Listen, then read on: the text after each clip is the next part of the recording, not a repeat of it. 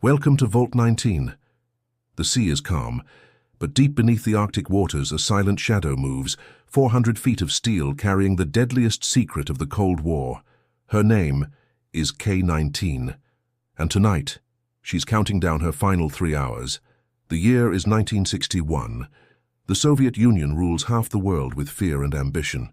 They build their first nuclear-powered submarine, a weapon meant to rival the Americans. The mission? Dive into the North Atlantic, test the reactor, and prove Soviet superiority. But inside the K-19, 139 men are trapped in a machine that wasn't ready to sail. Welders worked overnight, pipes leaked, pressure gauges flickered.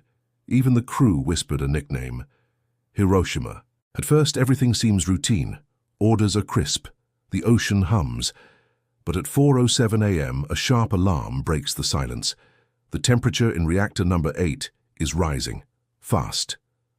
Captain Zatayev stands frozen for a moment, staring at the numbers climbing on the dial.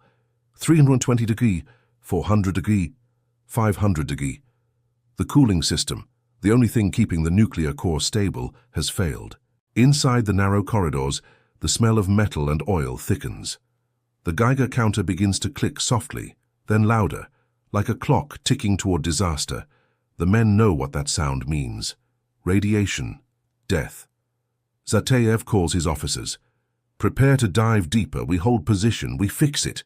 Someone whispers, "Sir, we can't fix that." But retreat isn't an option. Surfacing now could mean the reactor explodes, spreading nuclear fallout across the North Atlantic, triggering war.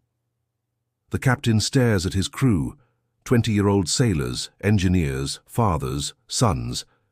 Then he says the words no one wants to hear. Someone has to go in. The final 3 hours begin. 2 volunteers step forward, Lieutenant Bessonov and Technician Orlov. Their faces pale but steady. They strip off their uniforms, wrap towels around their mouths, and open the steel hatch to the reactor chamber. A wave of hot air hits them. The room glows faintly blue, radiation ionizing the air. Metal burns their skin on contact. They move fast, guided only by instinct and loyalty. Their dosimeter needles are already maxed out. They crawl under pipes, wrench in hand, tightening a valve that should never have failed. The Geiger counter outside screams like a dying heartbeat. Back on the command deck, the captain hears their voices fade over the intercom. Static. Then silence. He knows they're gone. But the pressure gauge stabilizes. For a moment, the crew can't believe it. The reactor is cooling.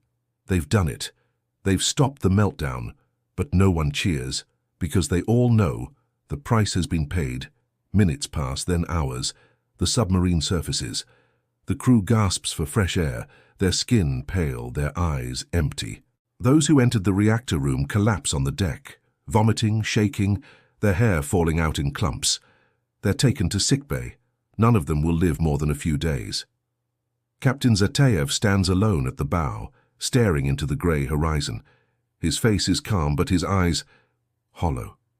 He whispers to himself, "We saved the world, but we lost our brothers." When K-19 finally returns to port, the Soviet government buries the story. Official reports call it a technical malfunction. The medals are secret. The funerals unmarked. Decades later, the truth finally surfaces. Scientists admit if the reactor had melted down, it would have detonated like a nuclear bomb, contaminating half the ocean, starting a war no one could win. All because a handful of men refused to run. Their courage didn't make headlines. Their names aren't in history books. But in those final 3 hours beneath the ice, they carried the weight of the entire world. Pause. Soft ambient music fades in. If stories like this remind you of the strength hidden inside ordinary people, then don't let their sacrifice fade into silence.